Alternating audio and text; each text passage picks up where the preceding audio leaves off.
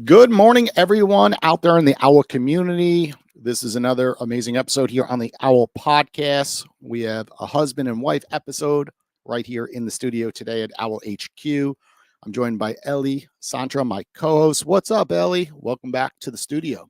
Thanks. Not much. I'm just excited to hear about our amazing guests today. Change of scenery. We're doing this show in the morning. Yeah. So I don't need my Celsius beverage just yet. Maybe later on today, I'll take a crack at one of them. But right now, I'm on my Starbucks. I got a lot of energy this morning. So see the difference, everyone out there, between the morning podcast and the afternoon. You tell us which one you like better. Right, Ellie? Are you an afternoon type or a morning type? I mean, I guess you know me. I'm not a morning person, but these people are just such good energy. They woke me up. I'm ready. You're ready? You're ready? Yeah. I'm a morning guy. Honestly, I get in the car, I drop my kids off at school, and then I just listen to music and I get in the vibe. And I don't have that much noise hitting me, I guess, in the morning. Not checking a million emails, my phone's not ringing, and all these different types of text messages. So I just love the mornings because I get to the office and just put my head down and work and get important things done. And then also in the afternoon, I just crash and I'm like, why can't I think right now? I just got too much on my mind. But let's get into our guest today. This is the podcast. We get to interview such amazing influencers, CEOs, experts across the United States. And today we have Pedro as well as Eleana in the studio. So Pedro, kick things off. You have a full-time job. Now you're an entrepreneur starting, a junk removal company, and then kind of share the story of why it got started and why you're going at this with your spouse. A lot of folks, of course, it's difficult running a business with your spouse. So I'd like to dive deeper into that during today's episode. Well, listen, first, thank you guys for having me here. I'm excited to be here and share our story and get right started with why machine gun junk.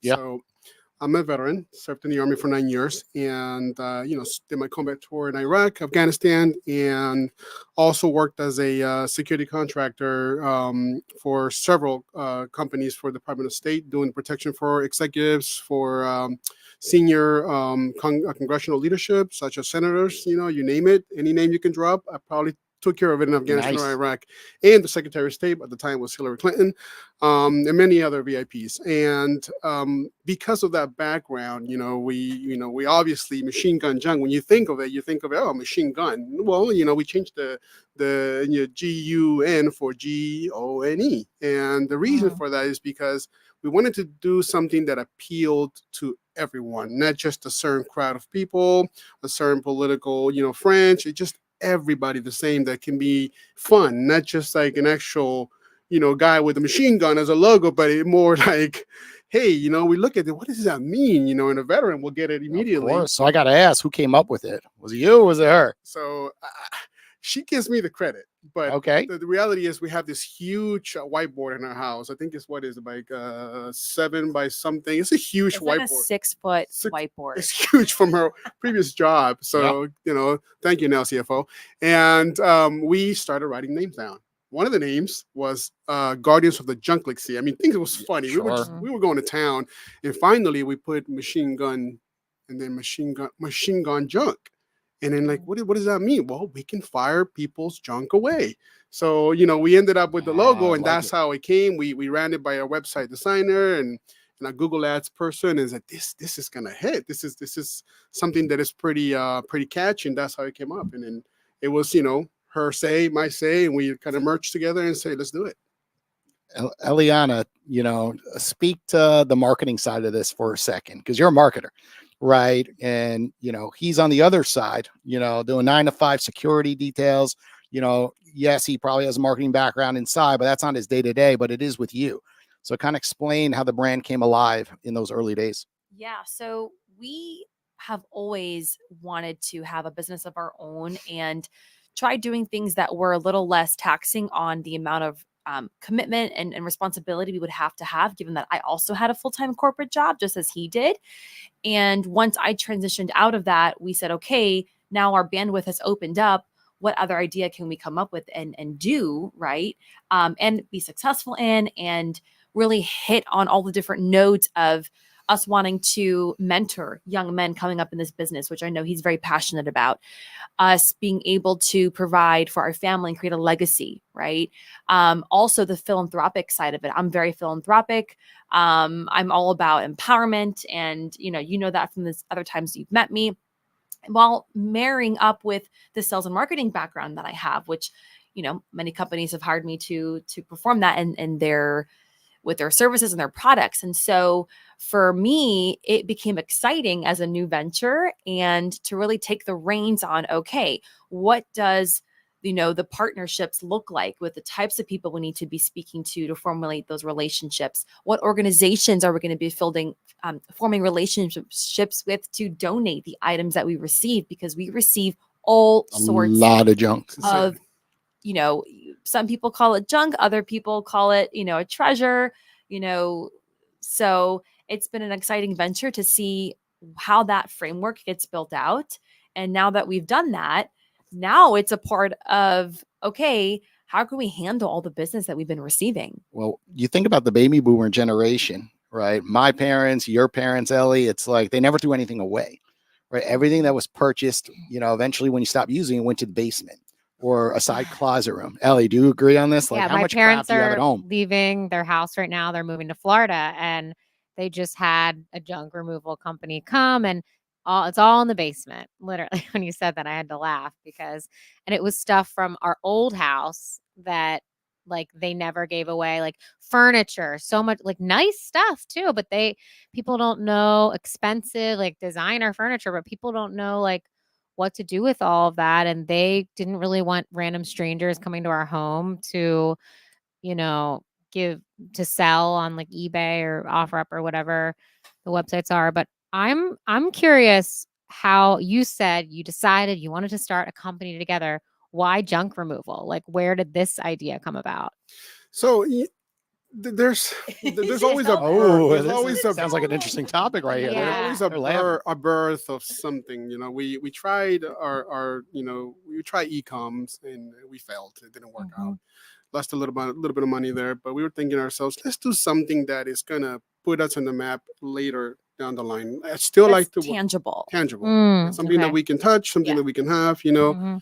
and knowing how e-coms work, it's like one day it's here, the next day it's not. If you do business with the wrong person, things can disappear, and then you're pretty much flat.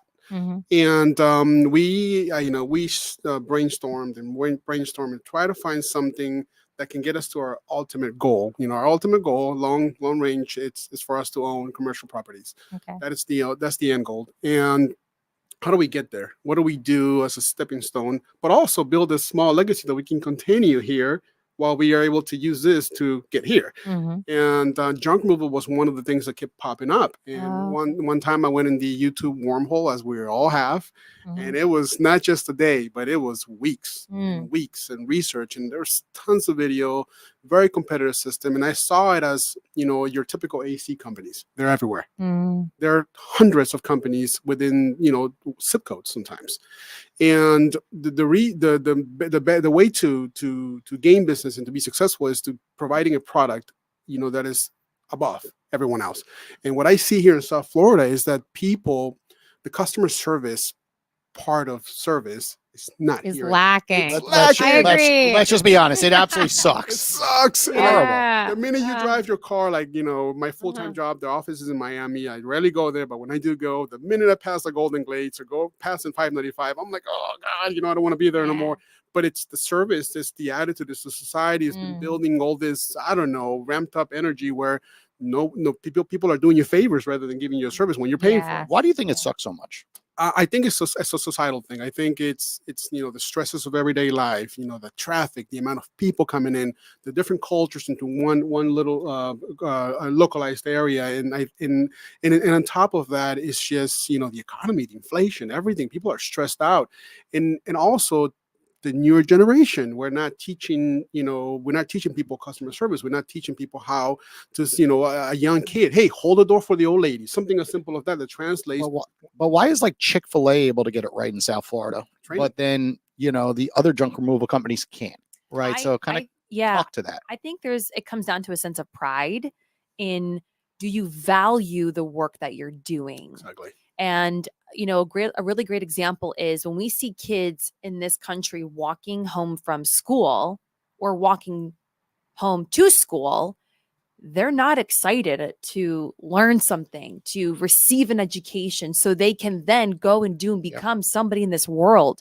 We travel quite frequently, and my husband travels for work, and you see children in other countries excited, eager, willing, with a desire to want to learn so they can become somebody one day. And no matter what job they do it because they know the value that it's bringing to them, and obviously what they're getting paid to do and be there for. So I think it comes down to the sense of value, and people don't value what they do anymore. But why in the trade so much? Because there is good service down here in certain sectors, right? You look at examples, certain restaurants, they're excellent. Like some obviously are not excellent. And then you look at the tech industry down here, and lots of times it's blossoming and there is great customer service or financial services, right? But when it comes to the trades, specifically in South Florida, like everyone knows, like building a pool, good luck, right?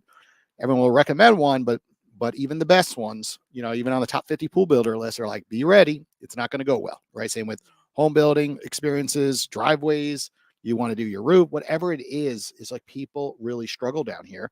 When you look, at the East Coast in comparison, it's like yes, everyone has problems in the trades, but like not as much. Yeah, right? like They that run more them, like we're from like New they run them like York, tech Philly, businesses, I guess is what I'm Yeah. saying. So why is it that Florida hasn't caught up? I have my 2 cents, and I'll share afterwards. No, Because it obviously, like, the younger generation not in those industries, to be blunt, right? It is, more your old school, family operation from one generation, then the business transfers to another, and some of the kids are working for that business, right? You see that with AC companies, like you were talking about earlier. So why do you think, though, the trade specifically just cannot catch up to the other sectors when it comes to service? Well, I think the major factor is also what you're paying your guys. Hourly rates, and from what I've seen so far, I think there's a sense of, like Eleana said, pride, and people just don't care about the jobs. They're caring about what they're making for that week, and they're not learning the trade, and they're not taking the information so that they can use and build their own company, their own AC. That's why there's a lack of welders in this country. Welders now make $250,000 a year. It's insane, right? But there's like very little of them. And what I've seen in this business is customer service, and I think that's we had that in mind. We're going to create a new company that is going to be, above and beyond customer service. So far, 5 stars out of 5 stars on Google. We got some really good reviews. Nice. And part of that is because we're constantly training our guys. We show that we care about them. Now, we know it's hard work, but we also know there's a big payoff. Example, one of our employees, Johnny, saw a beautiful couch 2 days ago. Hey, boss, can I take this? Absolutely. It's going to go to the junk, or we're going to donate it. One of the two, because we don't sell the stuff. We don't have we're not to that level where we can take something and reuse it, resell it. We're not in the level yet. However, what we do is we want to give back to the community. So that was the idea behind it. So our employees see this, so they're motivated. They're motivated. I pay them well. They're motivated. I pay them a little above average for a reason. Plus, they make tips as well. Plus, they make Yeah. it's a service. They It's got a some service free business. junk too. That's could Oh be my- very valuable. Yeah. Listen, one of my guys made $150 in one day. It's just tips alone, more than a waiter. So it's like, whoa, okay. So they like that stuff. But again, it's training. It's what you're trying, the idea and your values and your morals that you're transferring to your employees. They're seeing you from time to time get down and dirty with them. So I go out there, I get my hands dirty, put a shirt on, hat on, and I help out. And also, treating people like humans, it translates, and they will take care of your trucks, your company, as if it was theirs. And that's what I think I've seen a lack on business owners and managers, not training individuals correctly. And that's why there's a lack of, I think, service, good customer service in South Florida. That's one of the reasons. There's many. And that was exactly what I was going to say too, is the training component, the amount of time you're spending with your team and your employees, understanding why are they actually here? Because nobody stays in a job just for the paycheck. Eventually, that's not even a factor at some point, because they can find that same paycheck somewhere else. So why would they stay with you? And understanding what motivates them. So I've asked each of our guys individually, why are you here? What will keep you here? What are some of the things that motivate you? One said, I want to learn a new set of skills. And I asked him, okay, great. With the amount of time that you've been here for, do you think you're learning that? Or do we need to do a better job at making sure we keep that in mind? Likewise with one of our other lead drivers, I asked him, what are you here for? But obviously besides a paycheck. And he's, well, I want to have my own business one day. So it's interesting when you start to ask those questions, you find out what drives people. And then you can pinpoint, okay, I can want to make sure I'm spending my time, filling their cup and mentoring them in the right ways. I love those answers because it starts at the top with leadership, getting your hands dirty, saying the words, thank you, just being appreciative for the team around you. And it's not something you could just put on a quote board, because too often we see like, well, I tried everything. I said inspiring things on the quote board, or I sent a text message, but then you're like, okay, but you sent a text message, but then when you showed up for work, you had a bad attitude, right? It all, translate to the real world, and too often people try to fake it on social media, and then they have very high turnover in the trades, right? And they have to keep hiring, and then they go and get coaches, and the coaches kind of could tell right away. It's like, you're a bad leader, right? You have to get your hands dirty, and you can't, scream at your employees. Like, they go home to their families and they want to be excited to come to work on a Monday, right? They don't want to be like, oh, Monday, or exactly, oh, I'm so excited for the weekend, right? They should be excited to do things with the brand. And I think in the trades, what I personally see is there hasn't been enough younger entrepreneurs to come into the trades to kind of layer on the technology, number one, and then two, just good communication skills, because the trades, what you have is a bit of a monopoly often, right? What happens is, like, there's 10 pool builders, right? And then you go down the list, you look at Google reviews, and you select one, or you ask for a referral, right? And then what happens is, like, all these people have been in business 30, 40 years, right? And then it gets passed over to the next generation, because a lot of times the next generation doesn't want to be in boring businesses. Exactly. Right. And a lot of these things that we're speaking about are not sexy, like mobile apps like Owwll, right? They're not Instagram, they're not TikTok. Everyone wants to build a unicorn in the tech industry. Yep. And when you look, at the fundamentals of business, they're all the same, right? It starts with leadership, hiring, firing, right? And that's going to happen with any type of business. So even though it could be a sexy brand, that is like Celsius, but eventually, 80% of all businesses end up being very, very similar. And I just see that a lot of young professionals make the mistake not realizing there's such an opportunity in the trades to either start a business or good old, taking over one, because there's so many baby boomers that literally are sitting there and say, hey, I would just give this to someone and let them pay me out in the future. Or it could be a business with $1 million of revenue, and then they could find someone to really, take on, mentor them, and through their 20s and 30s, prepare them to just do a takeover. And that person probably doesn't have enough capital to buy it, right? And they probably can't get a loan through the SBA. They don't qualify. But what they could do is say, hey, what if we literally made an agreement, and for 10 years in a row, you paid $125,000 a year to the owner, and eventually took over full ownership. So I think there's such an opportunity for anyone listening out there to utilize that strategy and layer technology over it, and it then becomes very similar, right? Right. I mean, this is hard work, working a full-time job, and then also, my wife, we have a 1.5 year old, a baby, we had our hands full, but, being able to do what Jeff Bezos did and Elon Musk, right? Whenever they saw adversity and there's a wall and stock is dropping, they're losing business, Yep.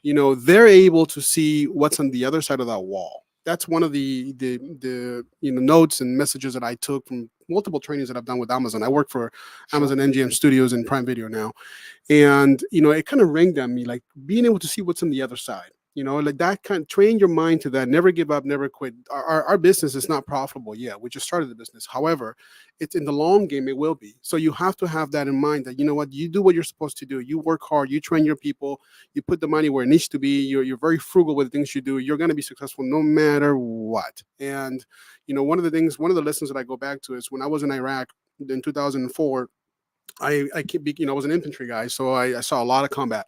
Yep. And every single time I would be in a Bradley, in a mechanized vehicle, and I would just kind of pray. And then I would just pray, I never did it every day. I went to church, like everybody else. I'm not uber religious, but I prayed, to come back home in one piece. And one of the things that I saw was I never thought I was going to get hurt. It just didn't cross my mind. I knew I was in a danger area, but I never thought I was going to get hurt because that thought process allow me to, show up the next day and the next day and the Sure. next day and come back home. So I kind of use those little tools that I put in my toolbox years ago as a military man, and try to translate them into the civilian world now and apply them where I see fit. One of the things in leadership, first, if you cannot follow, you will never be a good leader. Right? If you cannot accept your failures, you will never be a good leader. If you can, you can make your employees do something that you're not willing to do yourself. If you show them that, they're going to go above and beyond the extra mile. And that's the principle and at the very heart of what we're doing. In addition to that, we're employing people. We're helping people out. We're helping people pay their bills. People pay their car payments, feed themselves. And that, to me, is a greater satisfaction. And amongst a lot of the things that we do, we really feel like we're making a difference. And then, not to mention, we are donating a lot of this items. We did a house in East Boca. A guy in the finance industry made it big. His wife died 4 years ago. He's older. He's had this huge house down the street here. And all this furniture is like antique stuff. Pieces are like $15,000, $20,000. And he sold the house with it. And the owner said, I don't want it. Get rid of it. And we didn't know what to do with it. We couldn't sell it because we don't have the infrastructure for that. So we donated this item. Some of the stuff went to the employees. And we much rather do that than throw things away, because the old boomers, we don't store things away, but someone else can use it. So I get a lot of satisfaction that we're always someone else is going to use the stuff that we put in the back of those trucks. And going back to the trade industry, it could have been very easy for us to franchise with an existing company in our field, but to us it wasn't about slapping someone else's name that's recognizable. It was about creating something from scratch that has our values, our name on it, that we want to have in the community and be able to then, like you said, one day franchise it out or have our employees buy into it so they can grow inside out. Okay, let's talk about doing business together for a moment. Let's switch gears, right? Lots of times things go amazing and lots of times they go south, right? I've seen this quite often on all of our podcast shows, because you want it your way, she wants it her way. And then unfortunately, you're at dinner and you guys want to talk about like the, men's basketball, what's going on, with March Madness, and somehow business gets in the way and we start talking about business. Then we're trying to go on a date and then we're talking about business. So kind of how do you handle running a business together and, and also running a family, right? With kids, marriage. I'll start it and I'll let her finish. So tread lightly, she said. Oh, yeah. Then my wife is Greek, so I need to, I'll tell you one thing, a preface. We met during a boxing class. Okay. So that's the groundwork right there. So my wife is very strong. She's not only physically strong, she's mentally strong. She has a humongous hard right uppercut. Oh my God. Yeah, she's good. And when it comes to business, we created this baby together. It's almost like she birthed the baby again. We just drove through, got off the 95, went on Glades, and then we parked there for a little while, but that's where she almost gave birth, on the bridge of the 95 and Glades. And the sunlight was just coming out, and we paused the music, and while she was going through labor, she like, oh, it's beautiful. And then went right back to labor and screaming and yelling and all that. 20 minutes later, the baby was born. And with that in mind, when it comes to business, it's almost like we gave birth together to this baby, right? And Machine Gun Junk. And it's interestingly enough, we do very well when it comes to co-working and co-sharing the responsibilities. I handle the operations. And then, my wife, of course, handles all the administrative and all the other stuff, like the networking, marketing, and all that stuff that goes on behind it. So I think we have a great team. My wife can probably add to that, but we've been very fortunate in that sense, because we get along pretty good in the business mind. We think alike. We're pretty much aligned. We're almost in the same frequencies on everything. So, and I love that you shared that. And to describe how it works on a day-to-day, given that you do still have a full-time job, which has you traveling about 55 to 60% of the month. Right now, we have him home for about a 3-week stretch, which is amazing for our team, for us as a family, because when he's traveling, then I pick up the slack from the responsibilities he has to the additional responsibilities that I have for our business. And so what that looks like is I'm not an in the weeds admin type of person. So he handles like all of the back end processes with our softwares and handling if something goes mechanically wrong with our trucks, or handling the guys, when they have to strategize, how to get from point A to B to C and then their day, and they have, 3 to 4 jobs. They have to go to the dump once or twice. So he handles that. What I handle is the social media aspect, the networking aspect, the building the relationships aspect, the, emailing all of our, new partners and property managers, responding to all of our leads, incoming leads, right? And handling that. Now, when he's not here, then I take on those responsibilities of his when he can't do them from away. In addition, he also mentioned we have a young child. So for me, in the afternoons from 3 to 7, that's my time to be mom. And I'm very unapologetic about that. So he knows that in the afternoons, I shut down to be mom and be present for our son, which is very important to me. And then he handles whatever comes up when he's home during that time. And that's just kind of how we're doing it right now. I get the sense you're the heart of the operation, because when I think of leads, customers, relationships being built, it's like you have to, like the blood in our heart, like gets sent out all the time. Like, it's the life of every business, because everyone could start a brand like this with the brains. He's the brains, right? With all the back end software and technology integrating it in, but it doesn't do anything if there's no customers. Exactly. So she has to get out there and do presentations, build relationships, connect with folks, and get them over to you, right? To say, hey, now we got the trucks, we got the guys, we got the squad. So it's a good partnership. But of course, partnerships sometimes have struggles. So I want to talk a little bit about that, because social media sometimes makes everything look so perfect, right? And I like to get a little deeper on these episodes where we dive deeper into just like when shit really goes south, right? Trucks go down, right? And you're like, shit, he's away. The driver doesn't show up. And you're like, where the F are you? Like, I'm with kids, it's 3 to 7, like, but a customer needs a call, right? And then, there's guys there, like, you got to step in, he's away. And sometimes, relationships, you get in under each other's skin at time. Like, no relationship's perfect.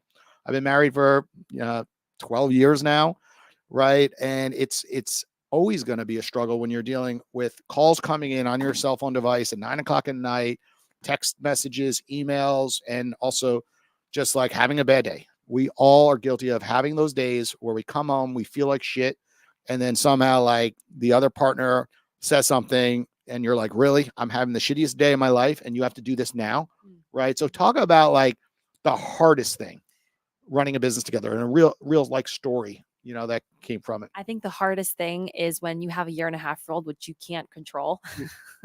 Yeah. And he has to step out to go to the front driveway because he can hear the little one screaming from inside.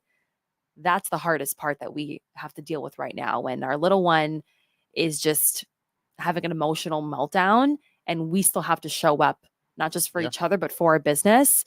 And it is the last thing that we both need, is to deal with that breakdown. I think that's probably up to this point, the hardest challenge, because we do have a very active child. And I mean, one of my sons is in the military. He's an Army Ranger. So all my kids they have that, I don't know if it's testosterone overload or what it is, Greek, Peruvian baby. But that's the hardest challenge, and that's affect your business in the way you run it. So if I got to take a call, obviously I cannot take it with the baby screaming in the background. The customer hears that and they're done. They're turned off. Yeah. So that's one of them. The other part is, it is difficult because I do work a full-time job and I'm committed to that job. Monday to Friday. 8 to 5. Sometimes Saturdays I got to be committed to that. So I do squeeze my time very carefully to make sure that my job doesn't get affected in any way with what I'm doing now, because that's our main source of income. So, the other challenge is in the weekend stuff. That's the hard part, when we want to be together in the couch and watch movies, catch up on shows, and I have to do research on shows myself. Like if I'm going to work, for example, we got Ricky Staniki, I got to watch the show because I'm going to go work it. And if I can't do that because of the child or company issues, that can put stress in any relationship. But the way we've handled that, to answer your question, is we kind of take it one step at a time. We can't do it all at once. So we put this aside over here, and we'll take care of issue number 1, and then we'll address that. Done. Issue number 2. So that's kind of the methodology that we've been using. However, it's not perfect. We're gonna, we get stressed. I see my wife stressed out with the baby sometimes, and I just jump in and kind of move her out of the way and just take the baby and then take him outside or do something, and then she's able to handle an email for work, or she's able to do editing for her podcast and whatnot. So it's challenging, but again, we're because of the dynamics that her and I have, we're able to manage and tackle it a little different, I guess, than average. That's the reason why we're successful right now. Yeah. And, talk about another struggle, like Pedro mentioned, juggling 2 jobs, right? So his main job is our main source of income. And then a new company requires a lot of you because it will not run without you. Oh, yeah. And so for us to have a lot of output right now, it can drain you. So unless you're filling your cup and giving back. So that's one of the things that we've made sure is set in stone in our foundation.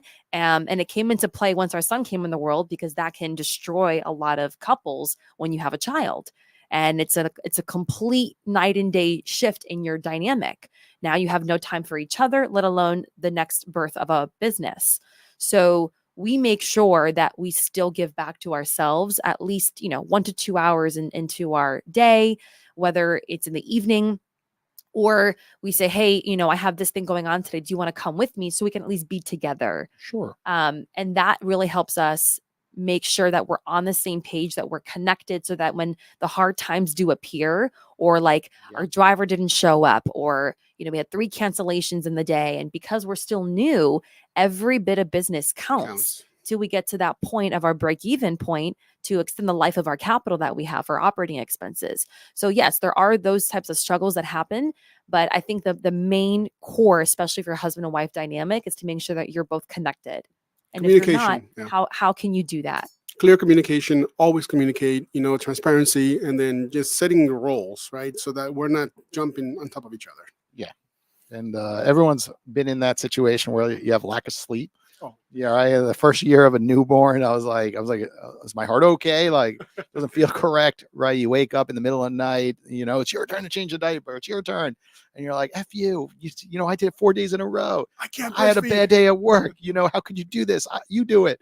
You've been home all day, right? Like, it's just natural, right? And everyone has to overcome it. That part doesn't matter if you're an entrepreneur or you have a 9 to 5. It's just, it's hard during those early years. And you guys are juggling a crap load together, right? So, hats off to both of you. And then in addition, I have my own podcast and other, personal things that I do for my own brand. So we do have the combination of a lot. Yeah, I was going to ask you more to go into detail about your podcast. I know you're just starting to launch it. Tell everybody what it's about and where they can find you and all that. Yeah. Thank you, Ellie. Yeah. So my podcast was born and birthed into the world. I'm birthing so many things. Yeah. You are. This is your year. Careful there. So Elevate Your Life with Eleana Palomino is the name of my podcast, and it was birthed about 7 months ago. We update episodes on a weekly basis, and we really focus on women empowerment. So going through the different phases of our life, sharing those life experiences in a format that we can all learn and grow to be better and more evolved and elevated. And in addition, I also bring on really inspiring guests, and we share different tools. My favorite just dropped this week, actually, on human design. Oh, I love human design. Yeah. And the gene keys, which I had no idea that was even a thing. So it's a creative outlet and a way for us to come together, learn, grow, and be inspired. And are those in-person episodes? Are they virtual? They are virtual Okay. until our business gets to a point where we can have them in person. Nice. Yeah. Awesome. Okay. Well, this is the part of the show. We're going to start calling experts that are on the Owwll app. So I'm ringing someone in right now. She runs a business with her husband. So this was by design. So hopefully she answers. She recently just got into Owwll. So this will be cool. So I have no idea that we're pulling her into the Owwll Podcast live. I'm curious, actually, just in terms of like the donations for the furniture and like other items that you guys get, is that mostly like local donations, or like nationally you can send them like in terms of different charities, or if there was someone that, families that needed that kind of thing, like how does that work? Great question. So currently it's all local. Okay. We don't ship anything out right now. we've been approached from different people who are experts in, have shipping companies or, are really great at reselling items and want to take that on. And maybe in the future we'll entertain that. But for right now, we are donating to, the local areas that are closest to where our trucks are, because we need to unload our trucks as quickly as possible to keep them empty for new jobs. Just for people listening, like if someone, is it mainly just like companies, or would you give to like an individual in the area that like wanted furniture, for example? Well, I'm a very gifting person. Yeah. So if there's somebody out there listening to us that has someone that needs something, give us a Yeah. call. Give us a Okay. call and let us know. And if they're looking for a certain type of couch, bed Yeah. frame, or whatnot, then I'll make a note and tell my guys, hey, next bed you got, let me know. Send me a picture of it, and we'll send it to the guy. You want it? Come pick it up. Okay. That's the kind of thing we're doing now. And then second, we do Salvation Army, we do Goodwill, and then we're now starting we're in the conversations and dialogue to branch out to different organizations within Palm Beach and Miami-Dade County and Broward County. Okay. Yeah. And the main things we get are furniture I items. figured. Yeah. Mainly furniture, some mattresses. Well, mattresses, we try not to donate those. We try to get rid of those. However, like bed frames, and then the box springs, we make sure that there's no bed bugs in it. We do our due diligence. And another thing that we do, talking about our parents and basements and all this stuff, we do a lot of hospice facilities and nursing homes, and there's always somebody that's in their last days, and their daughter or sons, or the facility itself calls us and they're asking us, how do we do this? And we do approach these scenarios in a very different way. We are a white gloves, the trunk removal service, basically, right? we don't take biological waste. We take solid waste pretty much, and we donate what we can. However, when it comes to people in their deathbeds, hospice, people that just passed away, we really put on the kid gloves on it, and we try to be as compassionate as possible when it comes to taking care of, getting rid of items that have meaning to people. And the son or daughter that grew up with this little dresser, it's like, oh my God, we don't just grab in there and throw it in the back of the truck. We actually show the customer that we care, and we ask the customer, would you prefer us to donate it? And a lot of times, we will send the customer a receipt of donation so they understand that it was donated and not sold. We're not in business to sell things. Yeah. That's not our business. However, we are in business to be a servant to the community and to help out everyone within the community. And we want to be better than all the competition. Yeah. We want people to say Machine Gun Junk, they took care of us, and whatnot. So yeah. That's amazing. Hey, Will, are you there? Will, can you hear me? Ooh, it looks like our Bluetooth failed on our system. But you are live on the Owwll Podcast. Is that okay? Oh, this is so cool. Yes. Can you guys hear him or no? Yeah. Hello, Yeah, can you we can hear turn up the volume a little? Yeah, Maybe just. Yeah. There you go. So, Will, for our audience listening, in 30 seconds or less, can you tell everyone a little bit about who you are and what you do? Sure.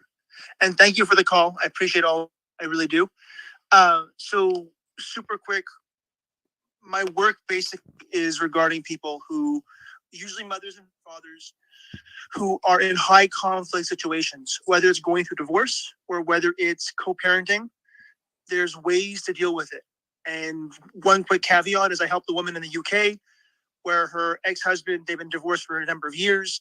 And for years, he refused to let them travel, especially the child, the mother's child, travel to the US to see a very sick grandfather.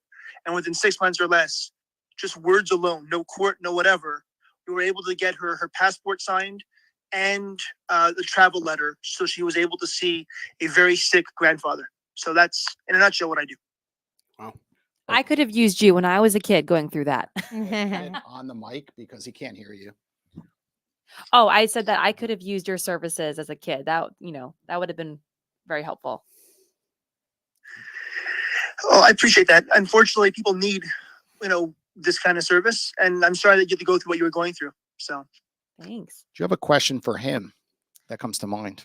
Yeah. What made you get into that dynamic? Because that's a lot to take on. Everybody has different fight responses, and how'd you get into that? And then how do you help people come to their senses? So I've had my own set of personal journeys, whether it's weight, whether it's severe bullying, being bullied by others, I should say, whether it's my own divorce. There's a number of pieces.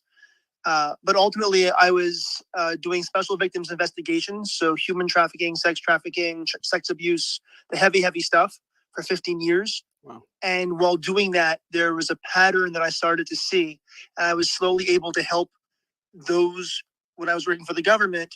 And so then I've left the government, and now I do what I do because I feel I can have a greater impact using the tools and techniques from there and other places that I pick up along the way to help people regain their power and live their best life as possible. And especially for their kids, so their kids don't have their own or have less issues. And we don't have generation upon generation of things happening, or less of it anyway. Very powerful. I'm going to pass the phone to my husband, Pedro, who I'm sure has a couple questions for you. Sure. Hey, how's it going? So, it's not more of a question. I went through this. I went through a divorce, and I understand the power in communicating and ensuring that people just give in. And that's kind of what happened to me with my older son. Fast forward, 25 years, her mother and we get along great. Now, so it's communication is everything. And I think what you're doing is it's admirable. I mean, there's so many things that happen to children when they're growing up, especially when they start hitting the preteens and teens years, that can be very, very detrimental to their upbringing as an adult, to, young adult, and then they can become susceptible to, human trafficking, to preying by people, manipulators out there, so many different things. So I think what you're doing is admirable. So thank you for that. I appreciate that. And thank you for your comments. One quick thing is that I'm sure when you were going through the divorce and even just afterwards, obviously there's raw emotions, or maybe you didn't see eye to eye, or those kinds of things. And that's where I help the mother or the father, where they're able to show the other parent reasons why there shouldn't be as much animosity. There's always going to be some conflict. There's going to be some emotional residue or whatever. But to lessen it or to lower that temperature as quickly as possible to get to proper results, that's some of the stuff. And like you said, 20 whatever years later, you've come to common ground because you're, I'm going to assume, able to see past a lot of the emotional fog, let's call it. And that's very important. And that's sort of a great illustration of, what I try to do is recognize the emotions, recognize what is there, but also understand how to get through that, to process it properly, but how to get through it, and then ultimately have good results or achieve what you want to achieve. So I'm really proud of you guys, or especially you, sir, for coming to that on your own or through learning or whatever, because that's not an easy journey. It's a very hard journey to do. It is very hard. Thank you so much for this. Amazing. Sure. Absolutely. Will, thank you for joining us on the Owwll Podcast today. We always appreciate you joining us. And Will was one of our past guests. I forget what episode, nice. 10 or 15 in that range, but always appreciate your tips, Will. Take care. I appreciate it. It was earlier on. It was 4 or 5, but that's okay. Take care. I'm so deep into this, I don't remember anymore. So we'll have to tell Will this afterwards, but the result of the work that Pedro did coming, through a situation where he co-parented, he did so good that it actually is what attracted me to him, to feel safe enough to get to know him more when we first met, because I met his ex-wife before I met Pedro. This is very true. In the same room with their son. And the vibe that I got was, wow, I don't have a memory of my parents being in the same room to this day for me for anything. And the fact that they could do that together for their son. And she was I don't know who they were. They were strangers to me. Sure. But it showed me, wow, I respect these people. And then, we locked eyes, shook hands. And do I have a couple seconds? Yeah. So the rest is history. So let's give some context to how this happened. So I was taking my son to this boxing class here down in Boca, and then she happened to be there at the same time. And I told, my son Pedro's mom's, Erica, hey, you coming in? You flying in? What time are you getting in? I'm getting in at 6. If you hurry up, you can see little Pedro box one last time. And then she walks in. We all, I met her outside. We're all walking together. And then the first thing I do, I lock eyes with Eleana, and then I kind of just, the first thing she does, because she's bubbly, she talks to everybody. She talks to my ex-wife, And I'm like, oh gosh. So I just kind of like started walking away a little bit and, kind of like on my own in a little corner, doing one of these. And then eventually, we met and she kind of got the picture that we were there supporting our son. And going back to what the gentleman was saying is always think of the child first before thinking about your raw emotions and yourself, because at the end of the day, all the child is going to remember is how often you and your former spouse, partner, whatnot argued about and why. But what the child needs to see is you co-parenting together and seeing one team, one front, although you guys are no longer together.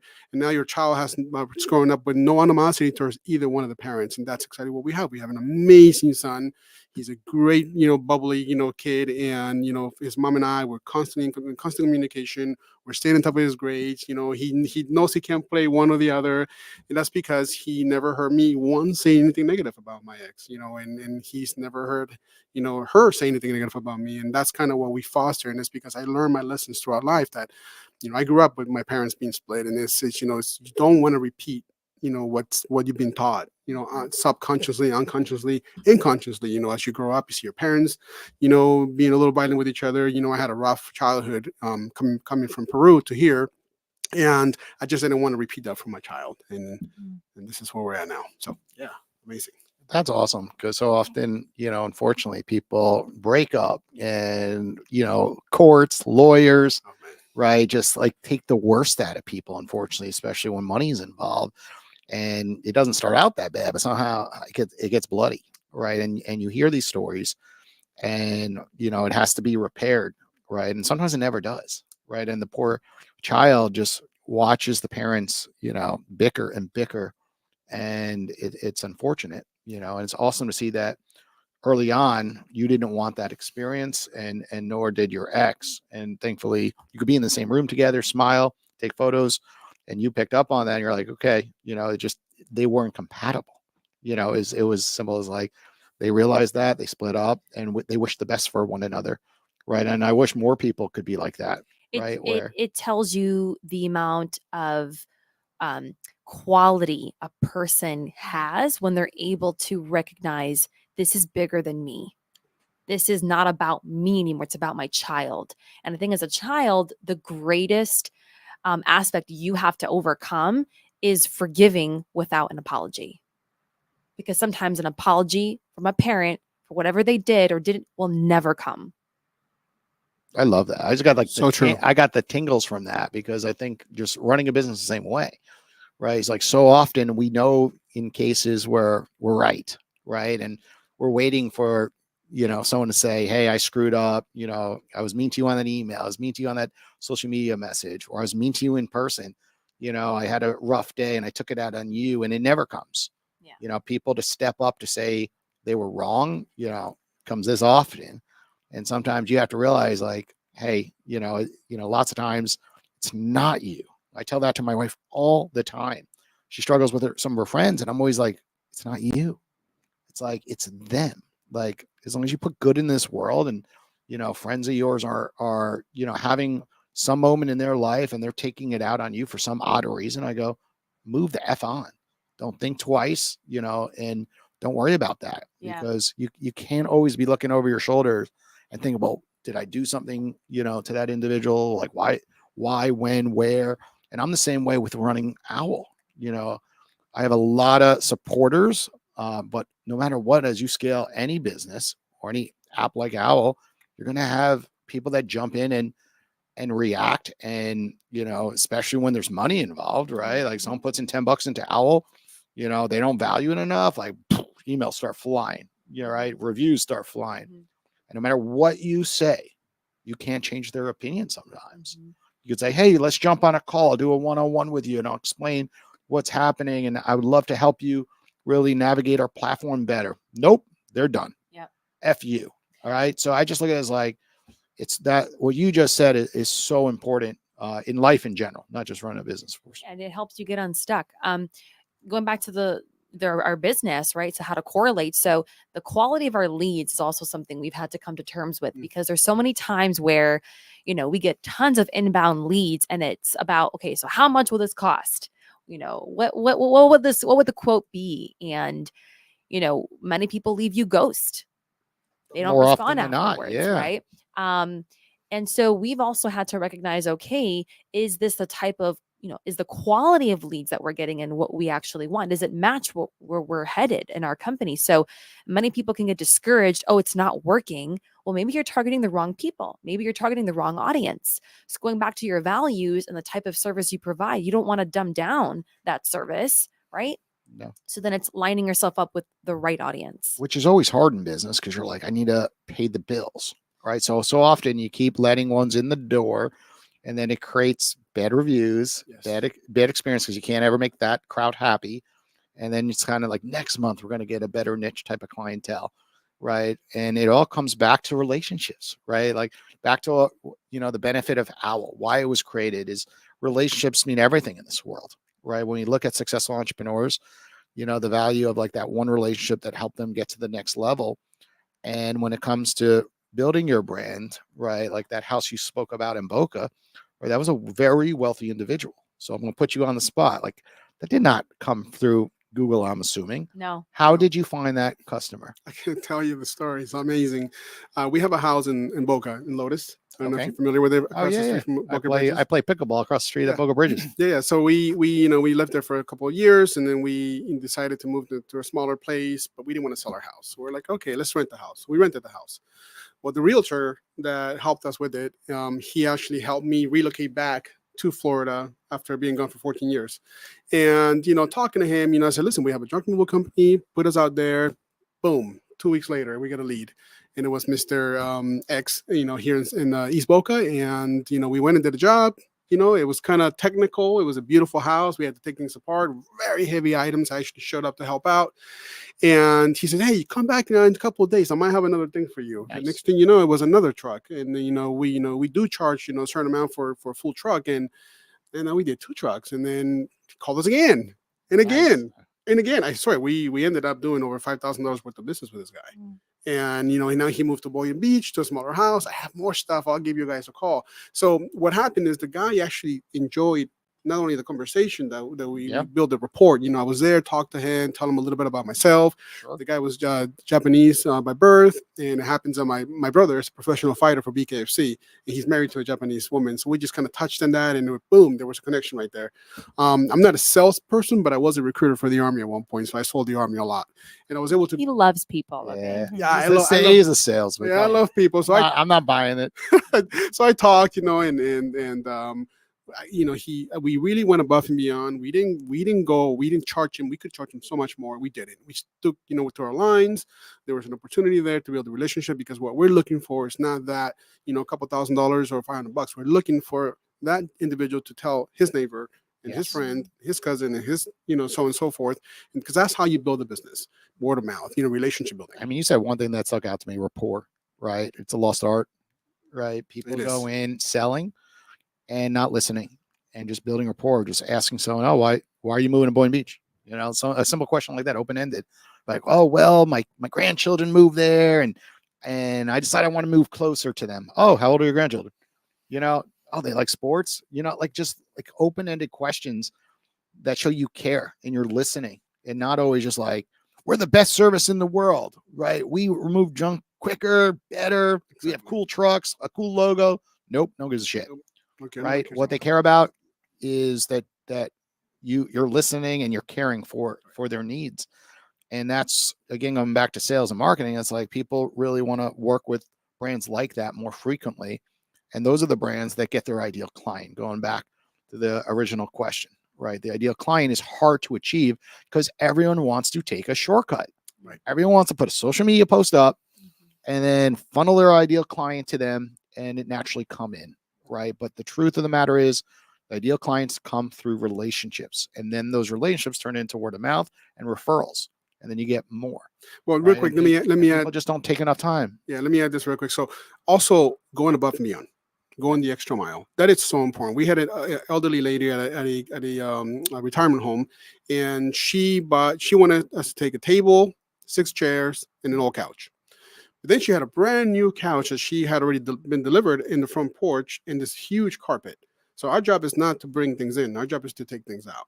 So, and it was technical. We had to cut a bunch of things to get to it, take the door apart, all this stuff. So we did the job real quick, and she asks, "Hey, can you guys do me a favor and do this?" The job took us 25 minutes.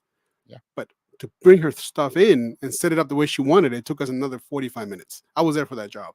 So we went above and beyond. We took care of this lady. And what did she do? Because of her, we got 2 referrals in the same building. So it's also going above and beyond and having compassion. This lady is in her 80s. She can't pick up any of this furniture. So I told the guys, let's help her out. Even though we took an extra 45 minutes, we pay the guys. Doesn't matter. We're going to help her out. So going above and beyond, and 3 things that I will tell people in this is, recruiting, attrition, and retention. So, in different worlds, different things. When you get your leads, you get your jobs done, make sure there's an attrition program. We send people thank you cards, we send them a list of different partners that we have, vendors and whatnot, and a little magnet for their fridge. And then we follow up every 6 months. That's the rule now. We're going to follow up every 6 months, make sure everything's good. Can we help you? Is there anything else you need? Anyone else that you want to refer us to? Because that's how you retain your customer base. And 30 to 40% of this business is return customers. That's awesome. And sometimes as simple as just calling them, say hello, right? It's not all these crazy funnels and social media posts. Is like, hey, just calling to see, how things are. They're naturally going to tell you how they are. And then if they need your service, right? So we're getting into our favorite part of the show, me and Ellie, where we place a bet with the guests, right? Because, we have so many members like yourself in our community that join Owwll, and we want to see them blossom and build rich relationships and turn into more business really for you guys, but then also an opportunity for our community to connect and learn from you guys as well. Just share the knowledge that both of you have. So we're going to place a bet, right? And if you accomplish this in the next 7 days, you get to win something, right? You just started a podcast. So it could be, you want to use our studio, for example, to bring in your own guests, and we'll hand over the keys one week. That could be one example. It could be number 2, the next big event that I'm partnered with. We let you be a co-host on the Owwll Interactive Podcast booth, like you saw at Elevate 2024. Could be I try to get you as a speaker at a next event. I'm doing a lot with the South Florida Tech Hub. They want me to come on board to really help them fill a lot of the speaker positions to get bigger entrepreneurs into their community. Lots of times they have the usual suspects that come out. I'm sitting here like, hey, I got 300-400 people's cell phone numbers that I could text and instantly get them on the stage. And, a lot of business owners are so busy, they just ignore, speaking engagements. But when I text them like, hey, we have a big event coming up, for South Florida Tech Hub, they're like, oh, sure. It's 30 minutes out of my day. I'll come on by. Right. And those are just some examples. So we'll start with, what do you want to bet? And then we're going to ask for something after we see how high of a bet that what you guys want. And then we're going to set the terms. And it's going to be based on something within the Could hour. even be like a sponsorship, like for a big event where like we put their company's like logo, something like that too, So what comes to mind? She's getting excited on a lot of the podcast stuff. I could sense. So I like utilizing the studio actually. Okay. Because I do currently record virtually, and for some of my local guests, it'd be amazing to have an in-person place to meet them. Because again, the way you build a rapport is that belly-to-belly connection. Okay, so we're going to give you access to shoot an episode in our studio. You could put an image up on the TV, of course. Quite easy to switch it around for your audience.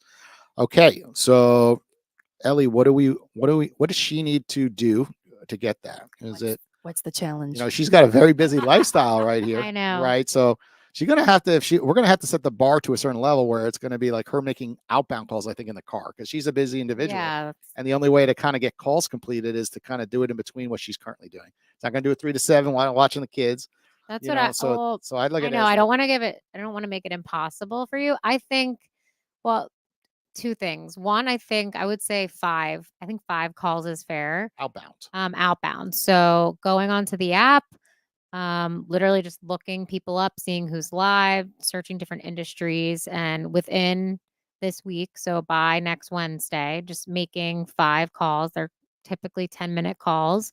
So finding time in your day, you could do 1 call a day for 10 minutes. And then I also thought it would be interesting to throw in there on our community connection hub. Like, I don't know if there's an opportunity where you guys have a house where, they're giving some furniture away or something. So we have a board sort of thing, like on our app. So it's kind of like a Facebook group where you would say, hey, I have this furniture, blah, blah, blah, whatever that I'm giving away. If anybody local in the South Florida area wants it, or of somebody that would want it, let us know. And then you just post it on the board and Ooh, people interesting. on Owwll. So I That'd think be that'd cool. be kind of cool to just kind of the next time that you guys have, something available to just post on there and see what comes of it. I mean, that's really a benefit for you because you might build some relationships there as well. But I might yeah, even show up.